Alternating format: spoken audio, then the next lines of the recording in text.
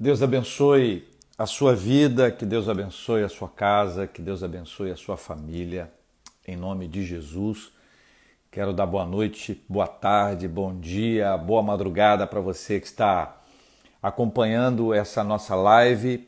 Nós somos a Igreja Presbiteriana das Américas, eu sou o J.R. Vargas, pastor da igreja, e com muita alegria quero acolher você. Quero lembrar você um texto da Bíblia, da segunda epístola de Paulo a Timóteo. Paulo vai descrevendo a Timóteo uma fala que revela um pouco da instabilidade que acontecia naquela época, né? Ele diz assim: por isso estou sofrendo estas coisas, todavia eu não me envergonho. E na sequência, após dizer que não se envergonha do Evangelho, não se envergonha da palavra de Deus, não se envergonha da igreja, não se envergonha da missão que Deus confiou a ele, ele diz assim: porque eu sei em quem tenho crido, e eu estou certo de que Ele é poderoso para guardar o meu depósito até aquele dia. A fala de Paulo é muito preciosa, é muito importante para nós hoje. Saber em quem nós cremos. Saber em quem nós cremos. Saber do que pode fazer o Senhor em quem nós cremos. Inclusive de que Ele pode guardar o nosso depósito até aquele dia, Ele pode nos preservar.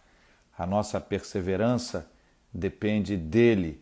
O Senhor nos dá a sua bênção e a sua graça de maneira maravilhosa sobre a nossa vida.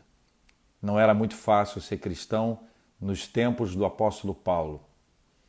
E hoje? É mais fácil? É mais difícil? Você já sofreu perseguição alguma vez por ser cristão? Já esteve num lugar, já vivenciou uma circunstância em que você precisou renunciar a uma série de coisas por ser cristão, ou foi ridicularizado, foi questionado? Enfim, eu não me envergonho porque sei em quem tenho crido e estou certo de que Ele é poderoso para guardar o meu depósito até aquele dia. Que Deus encha o nosso coração de grandes convicções e certezas e que você possa ter doces e boas experiências com o Senhor.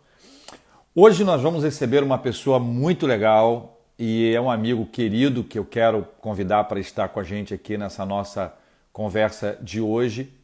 Ele tem uma caminhada com Deus assim muito importante, muito preciosa. Eu sou muito dele pelo privilégio de conhecê-lo e de caminhar com ele já há algum tempo. Tenho visto a sua vida, tenho visto a sua caminhada de fé, conheço a sua esposa, conheço a sua filha, tive o privilégio de conhecer a mãe. É uma família muito especial e pela qual assim eu sou muito grato, dou graças a Deus, porque é muito bom a gente conviver com pessoas que nos enriquecem, que nos abençoam, que nos ensinam com a fala, ensinam com exemplo. Eu tenho certeza que essa nossa conversa aqui de hoje vai ser muito boa para a minha vida, mas vai ser também muito boa para a sua vida. Então eu quero dar boa noite ao nosso convidado de hoje, meu querido amigo reverendo Alexandre Sena. Boa noite, reverendo Averaldo, JR. Prazer imenso estar aqui com vocês, com todos os irmãos da Igreja das Américas, uma igreja que é parceira.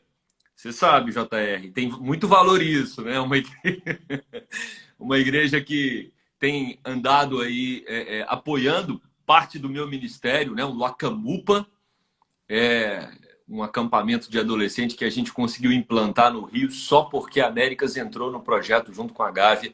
Então eu tenho uma dívida de gratidão muito grande, né, tanto com você como com a igreja querida, Igreja das Américas. Que Deus abençoe a todos os irmãos, a todos que nos acompanham e também você, JR, com toda a sua família. Obrigado, amigo. Você é um querido, precioso, você é muito amado. Você chegou ao Rio tem quanto tempo, Alexandre? 8 anos, JR. 8 anos. 8 anos, que maravilha, cara. Já me adaptei, pronto. Perdi Playboy. Já está em casa. Estou em casa. Alexandre, esse trabalho com adolescentes que você trouxe, nesse caso aqui com a Camupa, que você viveu lá no Goiás também, conta um pouco sobre esse processo no qual você entrou com o trabalho com adolescentes. Maravilha. Então, eu tinha 12 anos, fui para uma reunião da igreja de eleição, como essas todas que tem aí, né, na nossa vida eclesiástica dentro da igreja presbiteriana, uma igreja representativa, que já nos estimula nesse caminho das eleições nos primeiros anos de vida. Eu acho que em nenhum lugar as crianças, os adolescentes têm a experiência de participar de um governo representativo como tem na igreja presbiteriana. E eu sei que eu cheguei em casa, eleito presidente da UPA, e minha mãe estava fazendo o almoço, falei, mãe, e agora? O que eu faço, né? E aí a gente começou a trabalhar com os adolescentes e eu tive um conselheiro de UPA muito legal, gente muito boa, e vários, né, conselheiros, mas um especificamente que ele conseguiu acertar na mosca, né? Por quê? Porque, como muitas igrejas, você tem retiros, você tem programações para adolescentes que são feitas por adultos. E eu me lembro que a gente sentado na sala da casa desse conselheiro, a diretoria e mais alguns adolescentes, a gente falou, pô, por que vocês não deixam a gente organizar um acampamento? Por que é sempre o adulto organizando com regras de adulto para a gente? Será que a gente não pode tentar fazer um? E ele foi muito gente boa na época. Ele falou, tá bom, então vocês vão fazer um acampamento que vai ser a cara de vocês. E aquilo que exceder, né, o que eu vejo que a gente vê como conselheiro que não tá legal, a gente corta. Mas a gente vai flexibilizar para vocês montarem um acampamento aí com o perfil de vocês, na perspectiva de vocês. Isso foi muito marcante. Eu tinha 15 anos na época, 1992, JR. Eu acho que você estava lá no Supremo já como secretário nacional. Seminário, estava no seminário. E aí, foi muito legal. Nasceu o Acamupa aí. O Acamupa, ele nasce como um projeto que parte dos adolescentes. Ele pensa primeiro a cabeça do adolescente para depois ser produzido. Não é o contrário, não é uma coisa que vem de adulto. Isso interferiu completamente em todo o meu ministério e até hoje, tanto na minha vida eclesiástica como na minha vida acadêmica, né? No estudo da pesquisa, da psicologia. Porque a gente precisa entender o contexto. A gente precisa tentar ouvir quem está do outro lado, né? A igreja, ela é formada por pessoas que estão do outro lado. Eu tenho a minha perspectiva, eu sei o que eu penso de igreja, o que seria uma igreja legal, mas não sou eu que tem que estabelecer esses parâmetros sozinho, né? Primeiro, a gente tem a palavra. Segundo, a gente tem um contexto sociocultural que a gente precisa levar muito em consideração, porque cada região é uma região, cada igreja é uma igreja, e dentro da igreja, cada membro é um membro. Então, essa atitude dele foi uma atitude muito marcante. E o Acamupa já vai fazer aí, em 2022, 30 anos. E com essa ênfase de o que o adolescente gosta, como a gente pode agradá-lo, né? Para isso tem que trazer o adolescente para a liderança e ouvi-lo, né? A gente já teve aqui no Rio várias experiências legais. Tipo, os adultos pensarem num tema e o tema cair porque os adolescentes falaram, pô, tá brega. Então tá bom, dá a ideia, né? E você força o cara a produzir. Pô, então dá a ideia, qual é o tema legal? Então, isso tem sido um desafio, né? Tanto para a adolescência, quanto para os jovens, quanto até para a relação com a igreja de maneira geral, né? Ouvi-los. Eu queria perguntar a você uma coisa, e para você assim, ajudar a gente a entender. Como é que está na sua visão, dentro daquilo que você tem feito de pesquisa? Depois eu queria que você falasse sobre aquele estudo, você está falando com jovens especificamente, mas um pouco dessa mentalidade do adolescente, né? Você faz um evento que você já faz parte dele desde os 15 anos, que pensa com a cabeça do adolescente para que ele possa ser atingido, para que ele possa ser impactado. Ou seja, tem que pensar com ele, tem que andar com ele, tem que estar com ele, tem que ouvi-lo, senti-lo, percebê-lo. As reações dizem absolutamente tudo ou quase tudo. Como está hoje, pré-pandemia, pandemia e o que se espera para o adolescente pós-pandemia? Você ainda lembra como é que era antes? Essa é a pergunta de 1 milhão, né? Como é que as coisas estão? Eu vejo, pelo menos aqui acompanhando o meu laboratório são os adolescentes da Gávea, né? E alguns outros que eu tenho contato e conversando também com pastores aí que têm acesso e estão bem próximos dos adolescentes. O que você percebe é que eles estão sofrendo bem menos que a gente em alguns aspectos, né? Para eles, o quarto é o mundo deles, né? Então, assim, eu tive uma conversa com o reverendo Esdras e ele falou assim que o único incômodo do adolescente agora é o pai em casa e a mãe. Porque o pai e a mãe faz parte de uma geração muito interacional, né? Que gosta de conversar, que gosta de sentar, contar casos e tudo. E esse adolescente não tá afim disso, né? Então, assim, o pai e a mãe tá incomodando muito ele, né? Tipo, pô, vai trabalhar, né? Me deixa aqui, mais ou menos assim. Eu fiz uma pergunta para os nossos adolescentes, quem tava com saudade de abraço, né? Só um de 16 respondeu que tava com saudade de abraço, né? Então, assim, essa geração, ela com certeza está encarando esse momento de uma maneira bem diferente da nossa, né? Porque o conceito de interação deles é um conceito muito mais cibernético do que o nosso. Eles se satisfazem muito mais com essas redes virtuais do que a gente, né? Porque eles são os nativos digitais. Para eles, conversar virtualmente com alguém pelo WhatsApp ou até mesmo pelo vídeo, qualquer coisa assim, faz muito mais sentido do que para nós, né? A gente tem todo um repertório armazenado na nossa mente de necessitar de mais afetos, assim, em termos de contato físico, de estar junto. Eles não, eles já estão muito inteirados com essa realidade e a gente está tendo que aprender. O meu medo é a gente começar a ficar como eles, né? E achar que não precisa mais das interações sociais. Então, assim, a gente está vivendo um momento muito curioso, né? Tanto para eles, né? Porque assim eles percebem que aquilo que era um espaço reservado e que eles dominavam foi invadido por alienígenas adultos, que agora também estão fazendo a mesma coisa que eles, frequentando esse mesmo ambiente virtual. Mas, ao mesmo tempo, eles estão vendo que não é só uma questão de isolamento. Eu tenho percebido que a ficha está caindo na mente deles, né? Existe um processo de desestrutura de alguma coisa que estava razoavelmente organizada e agora passa por um processo de desorganização e ninguém sabe como que vai se reorganizar. Por exemplo, a escola, né? Não tá fácil para eles, não, né? Se você falar com os adolescentes, de ponta a ponta, eles estão estafados de um processo de estudo que os obriga a ficar virtualmente concentrados. Porque uma coisa é você usar os canais virtuais para bater papo, para lazer, entretenimento, jogo. Outra coisa é você entrar nesse mundo que antes era seu como alguma coisa lúdica e você agora ser obrigado a estudar, concentrar. Um professor falando, você não pode vacilar. Essa questão do virtual exige muito, né, da concentração, porque você acaba não tendo todos os recursos para perceber se a turma está com você, não está com você. Então, o aluno ele tem que concentrar mesmo. Se ele não pegar da primeira, ele vai ter que ver a gravação. Então, ele faz de tudo para pegar logo da primeira, para não ter que ver a gravação da aula. Então, assim, eles estão estafados, eles estão percebendo que tem um processo de desestrutura maior do que só os pais estarem em casa, né? Então, eu acho que já está todo mundo estafado, né? E o que vem aí? A gente está vivendo aqui no Rio, onde nós estamos. Aliás, boa noite para todos aí que estão entrando, sejam todos muito bem-vindos. Essa é a live da Igreja das Américas, hoje aqui com meu amigo o pastor Alexandre Sena, que é pastor da Igreja Presbiteriana da Gávea. Então, o pessoal da Gávea que está entrando aí, serão todos muito bem-vindos também.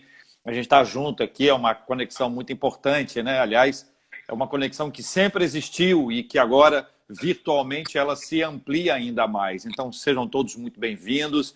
Que bom que vocês estão aqui. Alexandre, quando a gente olha para frente, aí eu estou pensando ainda nessa faixa etária dos adolescentes, né?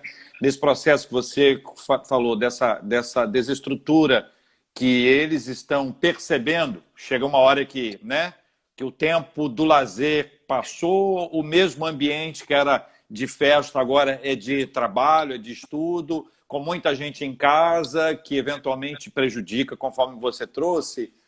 Essa nossa perspectiva, olhando para frente, que você está enxergando disso? A gente vai terminando, a pandemia vai diminuindo.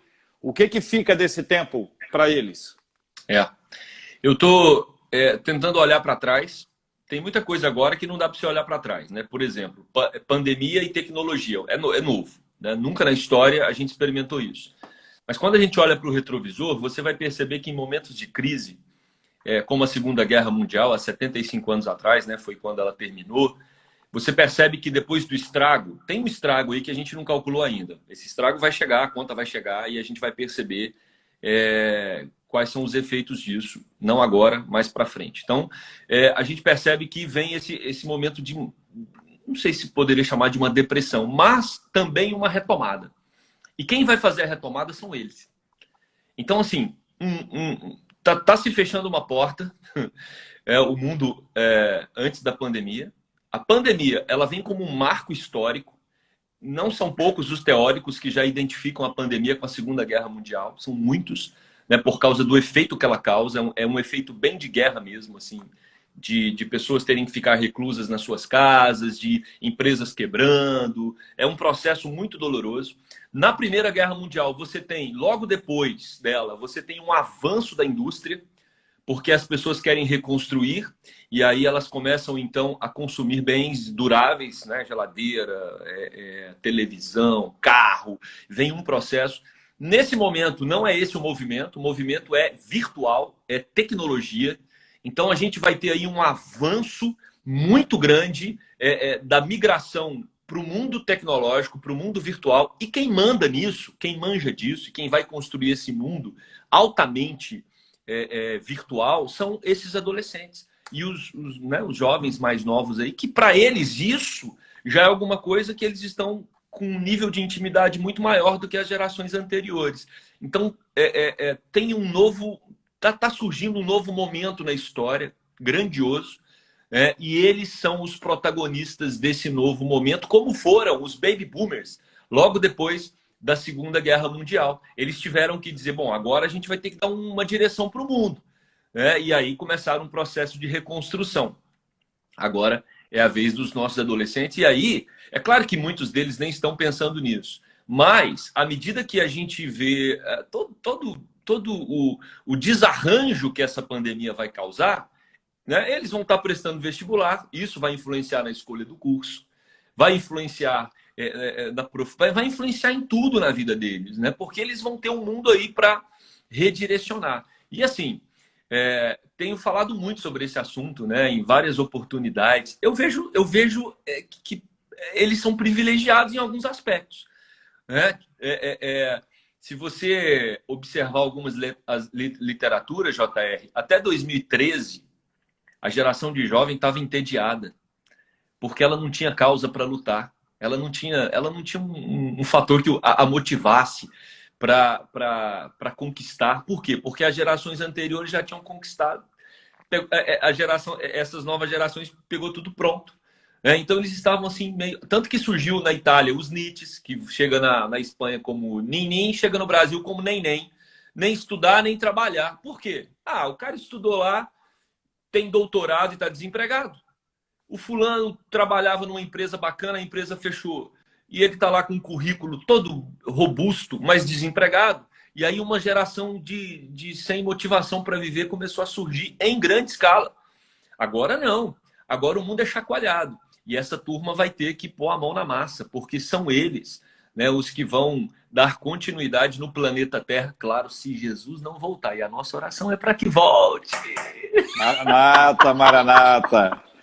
Alexandre, esse grupo, ele é um grupo muito habituado com imagens. Uhum. As imagens da pandemia não são bonitas. Uhum. O quanto essas imagens ficam marcadas, gravadas, negativa ou positivamente neles? Boa pergunta, né? Eu acho que eles são muito individualistas. Então, assim, e muito acostumados com um excesso de informação. Quer ver um exemplo? Nós já estamos exauridos com um tanto de notícia, né? Porque nós somos de uma geração que conseguia ter poucas fontes de informação. Era o rádio e a TV. Lá atrás era assim. Eles estão habituados a um sem fim números de fontes de informação. Então, assim, a mente deles acostuma com dados, né? Então, o risco deles ficarem insensíveis a tantas informações ruins é muito alto. Eles não se abalam, assim, tantos mil mortes, tá. E já passa por um joguinho, entendeu? A densidade de carga emocional é diferente. E às vezes eu me preocupo, JR, porque até a gente está começando a ficar assim. Você banaliza a informação pelo excesso. Você começa a perder algumas características que são fundamentais para a existência humana, para o cuidado pessoal e de um com o outro, e também para a fé, como compaixão, né, afeto, misericórdia. Você hoje vê um dado de que morreram tantos e você fala, caraca, tantas famílias perderam seus entes queridos e estão enlutadas nesse momento por um processo. E você orar, interceder pelos médicos, né, que estão aí na linha de frente. Eu fico imaginando, entendeu? A gente tem que, como irmãos de fé, estimulá-los a não perder a sensibilidade, até para ter um movimento de ajudar quem está precisando agora, né? Na última reunião que nós tivemos da diretoria da UPA, semana passada, vamos ter outra hoje, foi exatamente nessa direção. Galerinha, o que vocês estão fazendo para marcar esse momento de maneiras que demonstra a sensibilidade de vocês, né? E aí você tem que ser propositivo isso, né? Você tem que estimulá-los, ajudá-los a não perder os elementos da emoção, tanto para a compaixão como para a dor mesmo, como para o sofrimento, né? Parece que eles estão blindados ao sofrimento, então passa bem. Eu acho que a igreja e os pais, eles precisam entrar nesse ponto com muita precisão, com uma precisão cirúrgica, para ajudá-los nessa dessensibilização, né? Voltar a ter sensibilidade com essa realidade que os cerca. Eu acho que esse é um ponto, JR, que os adultos precisam ajudá-los no processo, senão eles passam simplesmente como dados. Tá. Bem. Tem um efeito aquário aí que de vez em quando a gente entra nele depois de um episódio, agora está muito mais complexo isso, mas depois de um determinado episódio que já tem informação A, 2, D, 3, 4, 5, a informação chegou e pum, desliga tudo e entra num aquáriozinho e diz assim, não, minha vida aqui está muito boa, está tudo tranquilo, está tudo resolvido. Também já deu, né, gente? Essa é a expressão, né? Já deu, né? Pelo amor de Deus, esse assunto já deu. E a gente precisa, por um lado, conforme você disse, manter a sensibilidade e buscar resgatar, ajudar, cooperar e, por outro lado, criar um lugar de alívio, né? Um lugar de alívio. Então, eu queria que você ajudasse a gente a entender isso aí. Agora vale para pais e filhos, né? Porque acho que está todo mundo nesse mesmo ponto, né? Só dar boa noite aqui mais uma vez ao pessoal, sejam todos bem-vindos. Quem estiver assistindo a gente de dia, de manhã, à tarde, de madrugada, Deus abençoe a todos, sejam todos bem-vindos. Se quiser convidar mais alguém para estar com a gente, coloca o aviãozinho e manda e chama as pessoas para estarem conectadas com a gente. Essa é a live da Igreja das Américas, hoje aqui com meu querido amigo pastor Alexandre Sena. Como manter a sensibilidade e, ao mesmo tempo, dar um alívio para que a coisa não fique pesada a ponto da gente não conseguir avançar. Maravilha. Mais uma vez, como eu tenho repetido, tanto para jovens quanto para adolescentes, a fé faz toda a diferença. A fé faz toda a diferença, né? A igreja, nesse momento, ela soma forças com a família para que esses adolescentes consigam ter válvulas de escape que cuide das suas emoções, mas principalmente da sua espiritualidade. O que nós fizemos, JR? Só como exemplo aqui na Gávea. Assim que começou a pandemia, a luz amarela para mim já acendeu. E eu tenho um grupo de pessoas aqui mais velhas, né, jovens casais, que já me ajudaram como conselheiros, já foram para a Camupa como conselheiros e como diretores e tal. Esse grupo é um grupo que, quando eu preciso, eles estão sempre com a mão no arado. Eu falei, vai dar pane. Os adolescentes vão ter problema nesse processo, porque é um processo duro. Essa pandemia é um processo difícil. E aí nós, então, separamos 16 conselheiros, 16 discipuladores, e pegamos grupos de 4, 3, 4 adolescentes e jovens, e eles estão sendo assistidos semanalmente, entendeu? E aí o que a gente cria com isso? A gente cria uma válvula de escape. É um momento onde, no começo, tá tudo bem, mas agora já chegou num nível um pouco mais hard, né? Onde eles começam a expor um pouco da tensão que estão vivendo. Então, assim, eu acho que nós precisamos explorar, né, o potencial e a maravilha que é de ser igreja. Se a gente olhar para Tito, né, Tito vai falar que os mais velhos precisam orientar os mais jovens. E é nesse momento, é no momento de truculência, no momento onde você vê que o mar está revolto, não tem nada melhor do que um comandante que tem um pouco mais de experiência para dizer, fica tranquilo, quem está no barco com a gente é Jesus. Então acaba sendo uma válvula de escape. E é claro que, somada a isso, eu tenho encontrado com os pais para a gente afinar os ponteiros. Então, quando eu tenho feedback dos discipuladores, que o barco está começando a saculejar demais, aí eu chamo os pais. Falo, gente, vamos lá, hein? Tá saculejando. Vamos apertar aqui os cintos, porque a gente precisa atravessar mais um momento. Então, eu acho que esse tem sido na prática, né? Eu tô falando de algo que realmente a gente tem feito de maneira efetiva para atravessar esse processo, porque eles precisam ter as válvulas de escape para soltar aquilo que às vezes fica travado no momento que você vê que a angústia começa a apertar. Teve uma reunião que eu perguntei para eles, assim, foi uma pergunta solta, sabe? Ela não estava no roteiro. Falei, quem chorou essa semana? Todo mundo tinha chorado nos últimos 15 dias. Me acendeu um sinal, né? Ou seja, aqueles que não queriam abraço no começo já estavam começando a ter uma crisezinha emocional. Ou normal chorar também, né? Não tem nada de errado, mas é um sinal. E a gente precisa estar atento a esses movimentos. Então, JR, na prática eu vejo que é assim que a coisa deve acontecer na igreja. E aí, quando a gente olha para os adolescentes fora da igreja, aí a compaixão aumenta. Porque se você não ter esse recurso, esse apoio, é um negócio muito complicado, né? Mas eu acredito que a igreja e os pais entram muito bem nessa linha, né? Na linha de suprimento espiritual no momento da diversidade. Quando você fez a análise aí dos adolescentes da igreja e os de fora, a gente pode falar dos adultos de dentro e de fora, nós todos temos amigos, parentes, pessoas do nosso relacionamento que podem estar encarando esse tempo de uma forma muito complicada, além, é claro, de toda a complexidade que envolve a enfermidade em si, não é? Tem gente que diz assim, Alexandre, eu estou preso dentro de casa. Outros dizem assim, eu estou salvo dentro de casa. Eles estão falando da mesma coisa.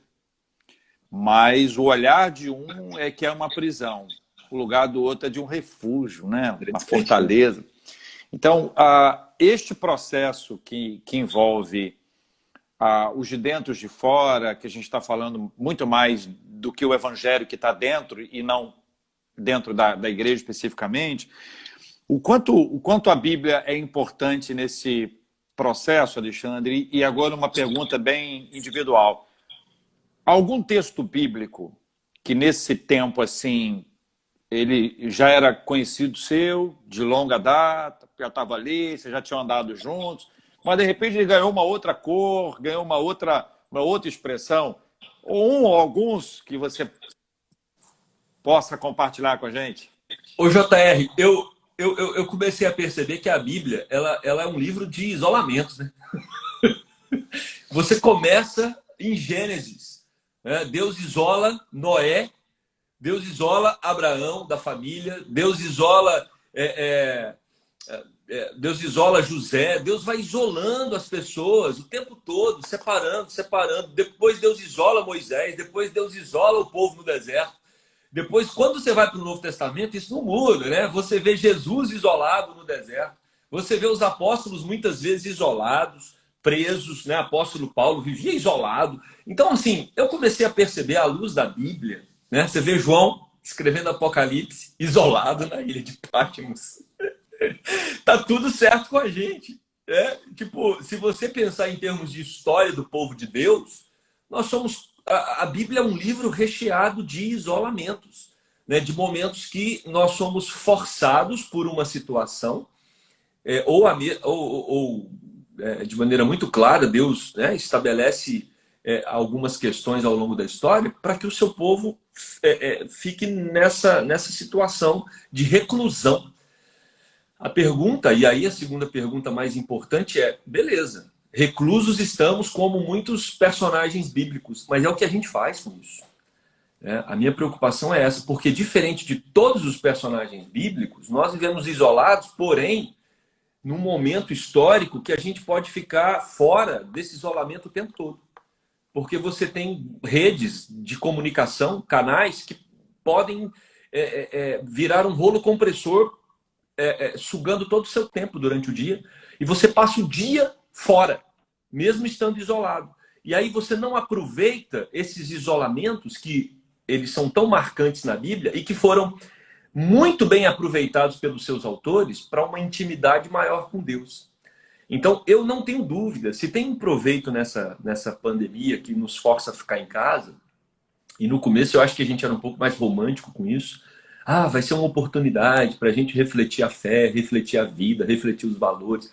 Eu estou com medo, a gente não está refletindo em nada, entendeu? A gente está mais mergulhado nas séries do Netflix, ou da Netflix, a gente está mais mergulhado nos jogos, mais mergulhado num monte de coisa, né? Então, o meu medo é que o efeito tecnológico nos impeça de fazer como Jó, né? Que depois do isolamento, com sofrimento, ele fala, eu te conhecia só de ouvir, mas agora os meus olhos te veem. Meu medo é a gente sair desse período sem estar convicto de que tivemos uma profunda experiência com Deus, como tiveram todos aqueles que foram isolados ao longo de toda a Escritura. É curioso, porque quando a gente lembra dessa relação que a gente tem com Deus, e lembra da vinda do Espírito Santo, e aí a gente se torna templo do Espírito Santo, é Deus conosco, é o Emanuel que se revela de maneira tão clara e que a gente não pode ir, mas ele não nos deixa, ele está com a gente. Eu acho que essa proximidade que você disse, e com precisão, que muitos não vão aproveitar absolutamente nada, o outro lado disso é que é possível que algumas pessoas estejam tendo verdadeiros encontros com aquele que esteve sempre perto delas e elas nunca tiveram esse encontro, nunca se entregaram, né? A gente que faz acampamentos há muitos anos, você pode ter uma noite específica, uma pregação específica em que, de repente, as pessoas começam a chorar e se entregam e vão à frente, tem uma experiência com o Senhor, e você vê que depois há uma mudança mesmo, né? E você diz, cara, alguma coisa aconteceu. Então, eu acho que também tem um lado das pessoas que vão aproveitar, ou que estão aproveitando, ou que já aproveitaram, às vezes até pela dor mesmo, pela ansiedade, pela angústia, descobrir uma paz que antes era ocupada pelo shopping, que antes era ocupada pela compra, pelo passeio, não estou bem, vou viajar. Quer dizer, quando você tem gente que mora em determinadas áreas, aqui não vou mencioná-las, em que elas estão acostumadas a ter alguma coisa e adquirir determinadas coisas, e aquilo acaba sendo uma válvula de escape, uma maneira, uma fuga, né? E aí chega uma hora e diz assim, cara, não tem para onde ir. O shopping está fechado e a situação é séria, não tem previsão. Então isso tudo fez com que a pessoa fechou uma porta aqui, fechou uma porta, fechou uma porta aqui. Você acha que no final, assim, não tem um grupo de pessoas que falou assim, gente, eu descobri Deus, ou redescobri, ou me reencontrei com o Senhor, ou amadureci espiritualmente no meio desse drama todo, Alexandre? Com certeza, não tenho dúvida. São muitas pessoas da igreja que a gente liga e às vezes até preocupado, né? Pessoas mais idosas e tal. E jovens também. E aí, como é que estão as coisas? Pastor, eu estou sentindo uma estranha paz que eu nunca senti. Porque realmente, se a gente, como você bem descreveu, se a gente se atentar, tudo foi tirado de nós. Nós estamos presos, né? É uma prisão domiciliar. Então, assim, de repente, você vê dezenas, centenas e até milhares de cristãos descobrindo que estão felizes, mesmo diante desse processo. E aí eles descobrem, talvez, alguma coisa que já tinham. mas que talvez pela a correria o próprio movimento, né, de agitação, ir e vir, ir e vir, ir e vir, eles não podiam nem experimentar. E de repente, quando desconecta de tudo, ele descobre que ele tem uma paz interior que ele acessou por meio de Cristo, que Cristo deu aquela paz que excede a todo entendimento, que a gente ouvia tanto, né, se falar. De repente, você tem cristãos espalhados no mundo inteiro experimentando essa paz numa alegria e felizes, o JR. Você sabe, né, quantos irmãos correspondem com a gente dizendo, pastor, obrigado pelo sermão de domingo, obrigado pela live, obrigado. Por quê? Porque eles sabem que o que nós temos agora é a palavra, é a Bíblia. E aí eles estão checando a fé e vendo, rapaz, esse negócio funciona mesmo. No seu interior fluirão rios de água viva. É isso mesmo. E a gente começa a descobrir que isso é fé. Isso é fé que não vem de nós, é poder de Deus. E aí, JR, eu acho que a gente podia até aproveitar, talvez tenha alguém nesse momento que está aí acompanhando a gente nessa live e está muito envolvido com assuntos barulhentos da política, da situação do próprio Covid-19. Tem muita coisa importante que a gente tem que aprender, assimilar. Mas tem muita gente deixando o coração ser levado para um barulho ensurdecedor e não está percebendo a doce voz de Deus convidando-o para dizer, vem para mim, vem aqui, vamos conversar, eu estou aqui só nós dois agora, não tem como você sair. Né? Vai lá, entra para o seu quarto, fecha a porta, busca Deus, entra para esse grupo, esse time, né? Américas é time. Esse time de pessoas que está experimentando essa doce paz. Você vai ver de uma alegria que vai fazer você transbordar de alegria. E você que ainda não conhece Jesus, um excelente momento para você falar daqui 20 anos. Eu me converti na pandemia, foi lá que eu encontrei com Deus, foi lá que Jesus Cristo veio morar no meu coração e você vai ter uma paz maravilhosa aí que só Jesus pode dar. A gente, na nossa igreja, todos os cultos, desde o começo, a gente suspendeu os cultos presenciais no final de semana anterior à pandemia. O isolamento ia começar segunda-feira, a gente parou no domingo. Uhum. E vocês também, se não me engano. E a gente começou a ter essa interatividade, a igreja transmitindo todos os cultos, quinta, domingo de manhã, domingo à noite. E aí a gente começou a pedir às pessoas mandarem fotos de como é que ela estava na hora do culto, né? Vendo o culto, participando e tal. E isso para nós, e o objetivo fica cada vez mais claro, é um memorial. Memorial. Como é que foi esse tempo aí? Como é que a gente estava? Como é que a gente atravessou? E aí quando chega esses meninos de hoje, né? Enfim, amanhã chega o neto dele e diz, ei, vovô, como é que foi aquele tempo? Ouvi dizer, me contaram, né? Eu li, vi no vídeo. E aí ele vai dizer assim, olha, como é que foi a igreja, vovô? Como é que foi a sua fé? E aí ele tem uma pedra, que é o memorial, para dizer que Deus os fez, que Deus nos fez, que Deus os fez passar por aquilo tudo, e que Deus o sustentou. Acho que a gente precisa, Alexandre, criar memoriais, que é um princípio do Antigo Testamento, mas que a gente tem alguns exemplos que podem ser puxados para nós hoje. O que você acha que poderia ser para todos nós esse tipo de memorial? E qual o impacto emocional, tanto para o adolescente quanto para o adulto, quando ele passar isso e falar assim, poxa vida, olha aqui. Estou falando de uma foto, né? Pode ser qualquer outra coisa. Fique à vontade. Boa. Eu acho que o que eu tenho dito aqui é qual legado a gente vai deixar para as futuras gerações sobre como atravessamos esse momento. Então, assim, a gente pode atravessar como consumidor de elementos da fé. Então, eu acompanhei lives, eu acompanhei os cultos, ou eu posso dar um passo além. Foi um momento que eu intervi, eu agi e eu vivi a minha fé dessa forma. Então, eu acho que o estímulo que a gente precisa ter nesse momento é, ok, todo mundo foi para a rede, todo mundo está virtual, o que nós vamos fazer? Como é que a gente vai tornar o evangelho propagado, né? Como vamos propagar o evangelho nesse momento? Como eu como indivíduo cristão, posso tornar o evangelho conhecido no meio do caos? Para que amanhã eu diga para os meus netos, não somente como atravessamos, mas também o que Deus fez através de nós. Então, e aí tem surgido várias ideias, né? Eu desafiei os jovens aqui a isso. Falei, e aí, nós vamos passar só fazendo encontro de jovens semanais? Ou a gente vai pontuar esse momento na história? E eles ficaram extremamente incomodados. Eu acho que esse é um incômodo que a gente tem que ter.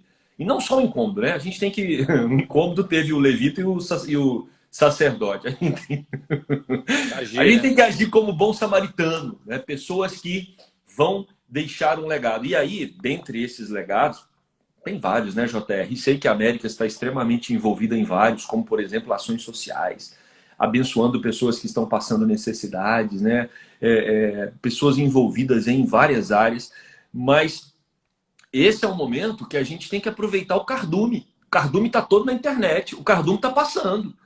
Essas pessoas é como se elas estivessem represadas no mundo virtual. E nós temos que partir para cima. A gente tem que criar meios, criar toda uma estratégia da liderança para a gente avançar em direção a tantos que estão, diferente de nós, que vai para os encontros virtuais para alimentar da palavra, para receber uma palavra, para receber uma mensagem abençoadora, para louvar a Deus. Tem gente deprimida, tem gente sem esperança, tem gente que está indo porque, assim, já deu, né? Já deu. A Isabela comentou comigo ontem que alguns bares aqui do Leblon estão funcionando fechados, né? Os clientes entram, os caras fecham, e aí descobriram lá e tal. Mas aí eu falei, Isabela, mas por quê? Porque o cara só tinha o bar. O cara só tem o bar, o cara não tem outra coisa. A igreja consegue migrar para o ambiente virtual, né? Agora, o indivíduo que só tem o bar, ele fica louco, desesperado. Porque como ele vai ficar em casa o dia inteiro, o tempo todo? Então, assim, as pessoas estão em pânico, as pessoas estão estressadas, ansiosas, não sabem do amanhã. O evangelho precisa chegar até essas pessoas. Então, eu acho que incentivar a igreja para fazer a pontuação nesse momento da história. Por quê, JR? Porque eu acho que boas estratégias de evangelização agora, elas vão ficar para depois da pandemia. Porque esse movimento para o mundo digital, eu não sei o quanto ele vai voltar depois. Eu acho que muita coisa vai ficar. Vai ficar. Né? Esse é um caminho sem retorno. Reuniões pelas plataformas todas, a não exigência de reuniões presenciais para tudo, desde o conselho da igreja a todas as entidades internas. Isso aí não tem volta. É isso aí. Agora, Alexandre, me diga uma coisa. O que a máscara esconde e o que a máscara revela? Boa. Essa eu não estava preparado.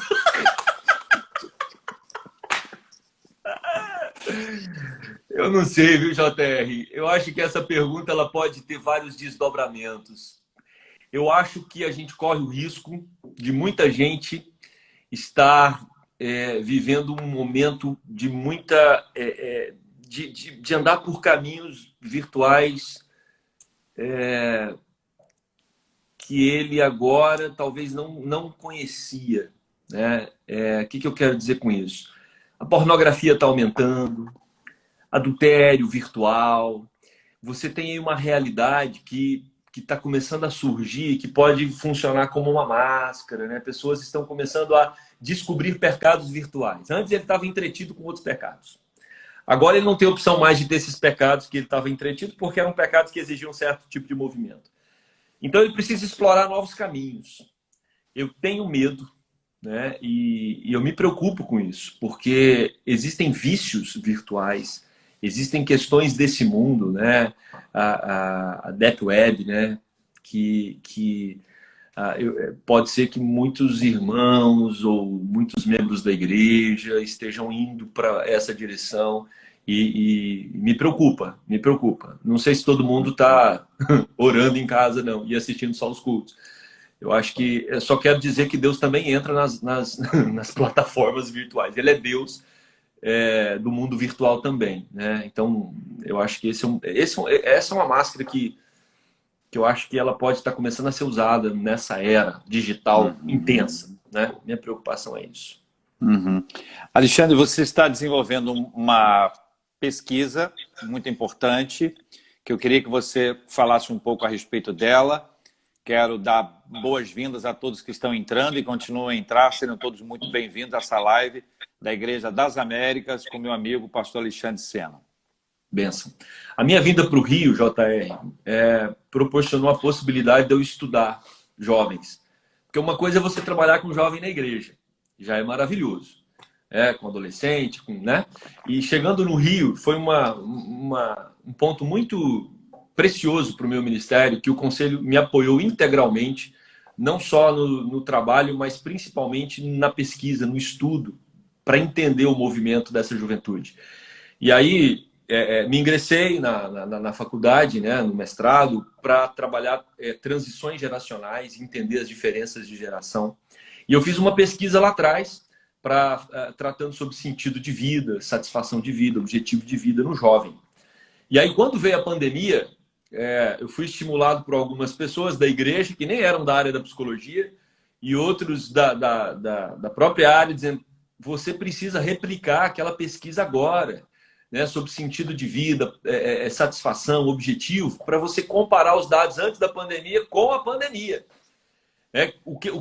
Quais os movimentos que estão abalando essa estrutura do jovem nesse momento? Para quê? Para um terceiro momento pós-pandemia. O nome disso é uma pesquisa longitudinal. É uma pesquisa que geralmente tem muito valor, né?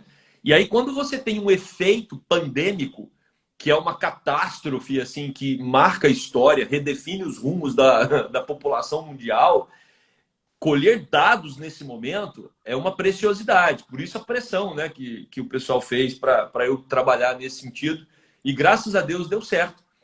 Já lancei a pesquisa e obrigado pela oportunidade de divulgá-la aqui. Você que é jovem de 18 a 25 anos, por favor, responda. Está aí nas mídias sociais. E com esses dados a gente vai compreender o quanto esses jovens estão realmente sofrendo, repensando a vida, né? Qual está o nível de satisfação deles, o que eles têm, o que tem mudado no objetivo. Tem uma escala lá de religiosidade também, para entender como a religiosidade deles está nesse momento, né? Nós temos uma esperança como crentes, né? Eu tenho até esse gráfico aqui na minha sala. Para você ter uma ideia, JR, a República Tcheca, mais de 90% dos jovens não têm religião e são ateus ou agnósticos, né? E se você pega a Europa, acima de 70%, vários países, né? Então, assim, talvez esse momento venha para chacoalhar essa geração, né? Tão incrédula. Essa geração que é fruto de uma geração anterior que propositalmente resolveu excluir Deus da agenda. Então, assim, essa pesquisa ela vem também captar o máximo de dados possível sobre como está a religiosidade dessa juventude nesse momento de pandemia, para a gente ver como vai ficar depois da pandemia, se Deus quiser, né, o quanto antes essa pandemia vai passar. Então, o objetivo é esse. Eu sou apaixonado por pesquisa, gosto demais, acho que é muito interessante, a gente aprende muito, conhece muito, lê muito essa história. É claro que toda pesquisa precisa ser bem lida para ser entendida, e a comparação que eu faço aqui agora, ela pode parecer exagerada agora, mas eu acho que ela tem todo sentido mais à frente. Vai ficar mais claro no futuro, né? Quando a gente ouve falar de um tsunami, a gente imagina. E o que a gente imagina tem duas fontes, né? A fonte de ficção, que é um filme que alguém relata, vai lá, faz um filme, e a outra fonte é a história, é o fato. Até para ter o filme, alguém que sobreviveu contou. Quando você vê hoje, né, a estrutura que a gente tem no mundo de vídeos e tudo, e é possível captar os efeitos e o impacto do tsunami na cidade, e você vê a onda vindo, e depois você vê que a onda vai, que a onda volta, e o estrago, é isso. A pesquisa dessa religiosidade me parece muito com isso, que hoje pode parecer um exagero, mas no futuro vai ser uma coisa que vai nos ajudar a entender qual foi esse impacto.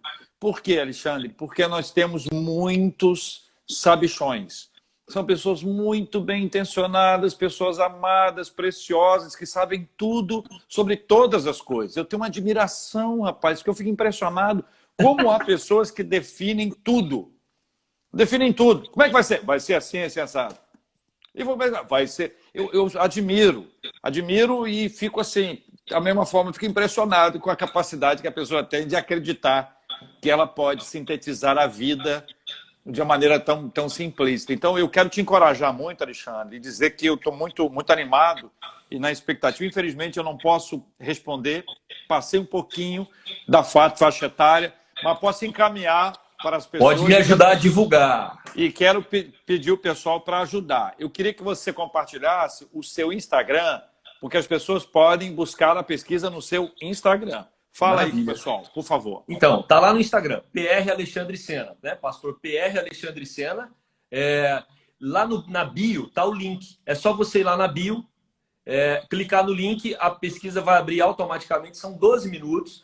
Não fique preocupado, às vezes dá a impressão de que ela é grande, mas ela não é porque as perguntas pequenas ficaram para o final. Então, assim, 12 minutinhos você contribui para a ciência e para a compreensão do jovem nesse momento.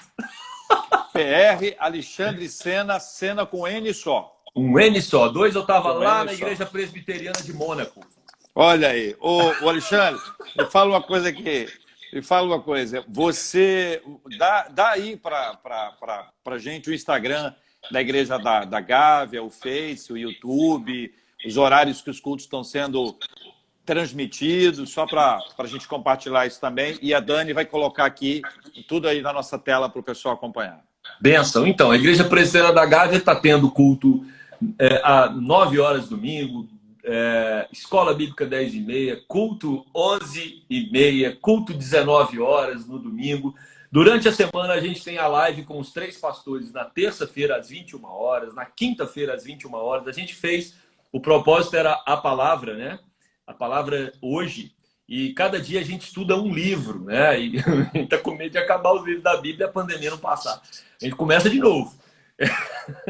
Então, os adolescentes estão tendo lá o encontro. Está todo mundo tendo seus encontros. Graças a Deus, a migração, né? Os jovens tiveram agora, JR, de sexta para sábado, a segunda live, 24 horas.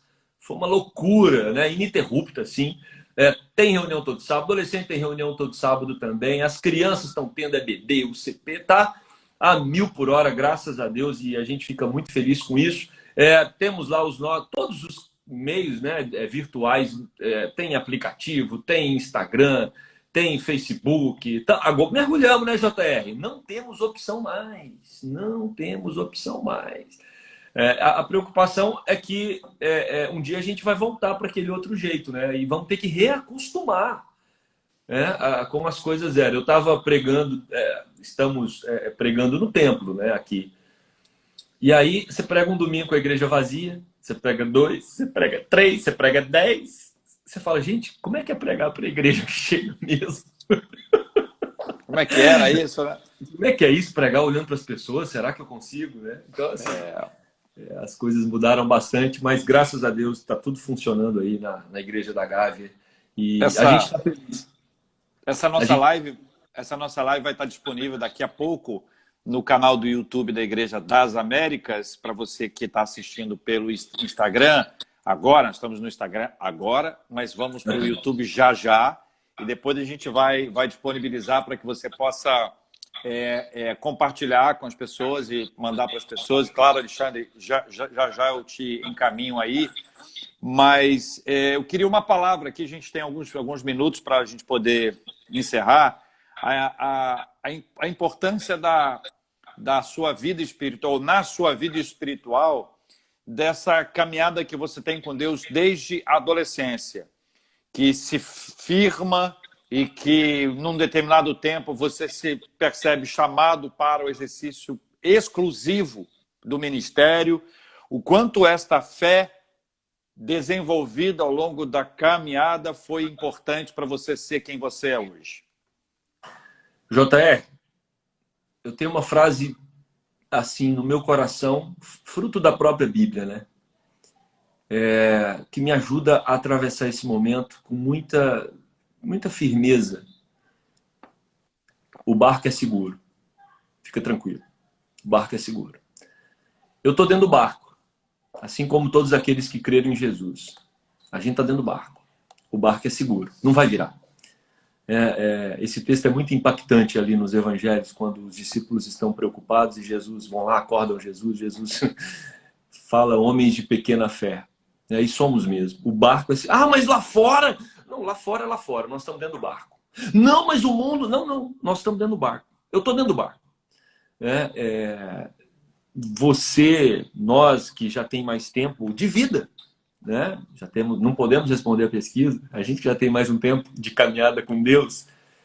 Não é a primeira sacolejada que o barco leva, né, JR? É claro que ela tem um efeito global, ela é assim, assustadora, mas existem sacolejadas pessoais, familiares, questões que a gente atravessou, às vezes sozinhos, às vezes com um ou dois ali do lado, uma família do lado, alguns amigos do lado, que a gente falou, vai virar. E não virou. Então a gente já sabe que o barco é seguro. Se o barco é seguro, sigamos com tranquilidade, com paz, com alegria no coração. Porque aqui dentro do barco, além de ser seguro, há festa. Porque nele está aquele que transformou a nossa realidade, nos deu a esperança da vida eterna. E a gente sabe que aquele que resolveu o pior dos problemas, eu gosto muito de Romanos, esse raciocínio de Paulo, né? Se Jesus veio para o mundo e morreu por você, quando você era um perdido pecador miserável, agora que você é filho, você está preocupado. Então, nós não temos que preocupar. O barco é seguro. Né? E, tá bom, e se eu pegar o Covid e morrer? Pronto, resolveu tudo. Você vai para a eternidade, né? Agora, é claro que ninguém quer isso, ninguém pede isso e oramos para que isso não aconteça. Mas até isso, Deus já resolveu. Se Deus já resolveu, né? O pior já está resolvido. Se o pior for resolvido, fica tranquilo que o barco é seguro. Vamos remar. Alexandre, eu quero dar muitas graças a Deus pela sua vida. Quero pedir que você ore conosco aqui. Quero dizer para o pessoal que a Igreja das Américas está no Instagram, está no Twitter, está no YouTube, está no Facebook. É só procurar Igreja das Américas, um endereço só, e você vai encontrar a gente em todas as redes. Os nossos cultos acontecem às quintas-feiras à noite, às 20 horas, aos domingos de manhã, às 10h30 e às 19 horas, sempre ao vivo, pelo Face e pelo YouTube. Nós temos a Escola da Palavra toda segunda-feira e nós temos a Escola Segundas da Palavra na segunda e Escola da Palavra sempre uma hora antes de todos os cultos, ou seja, culto às 10h30, às 9h30, culto às 19h, às 18h. Temos o culto com as crianças no sábado à tarde. Estamos cheios de reunião de adolescente, de jovem, de homem, de mulher, casais, além dos cursos todos que estão tendo. Está aí na sua página para você acompanhar. Mas agradecer muito a Deus, Alexandre, pela sua vida, pela sua casa. Você é uma bênção na minha vida. Você é uma bênção na vida do meu filho, do Lucas, que gosta muito de você e gosta de você e gosta de te ouvir. E você sabe que o adolescente, quando elege, está eleito. Né? Está eleito. Então, assim, muito obrigado, que Deus te abençoe. Tá aí um minuto para você se despedir e orar. Maravilha. JR, eu quero agradecer o convite. É um prazer muito grande estar com vários irmãos da Igreja das Américas e outros irmãos que estão aí com a gente, pessoas amigas, né, que estão acompanhando essa nossa live. Quero também dizer para você que é muito bom caminhar ministerialmente com pessoas como você, né? Numa cidade como o Rio de Janeiro, assim que cheguei, né, você chega tentando entender a dinâmica, tentando entender como funciona tudo, como funciona a própria igreja, como funciona presbitério, e você encontrar pessoas que você pode contar com elas durante a sua caminhada ministerial faz muito bem. Então, quero dizer que eu sou muito grato a Deus pela sua vida, pela nossa amizade e por todos os projetos, né, que já desenvolvemos juntos e outros tantos que, se Deus quiser, vamos desenvolver. Que Deus continue abençoando você, abençoando sua família, Luquinha, gente boa. Gente Que o Senhor... boa. Gente boa, menino bom. Alexandre, nós vamos orar de casa pelas pessoas que o tempo acabou. Gente, Deus abençoe vocês. Alexandre, um abraço. Fiquem com Deus, que Deus sustente a todos em nome de Jesus. Amém. Grande abraço.